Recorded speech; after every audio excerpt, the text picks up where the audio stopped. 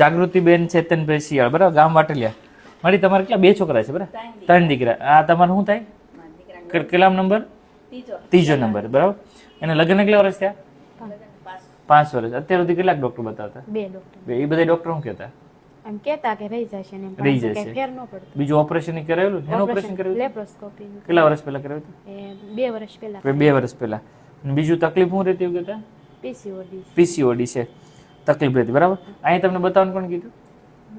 જેઠની બતાવો. તો જેઠની પ્રેગ્નન્સી રોકાણીથી સરસ છે, બરાબર. અને તમે અહીં કેટલા મહિના બતાવો છો? મારે 1 મહિનો થયો. 1 મહિનો થયો. જાગૃતિબેનની લોકો બતાવવા આવ્યા છે. આજે 1 મહિનાની દવા લીધી છે. એને ટ્વિન્સ પ્રેગ્નન્સી રોકાણ એટલે કે ડબલ જોડિયા બાળકો છે, બરાબર.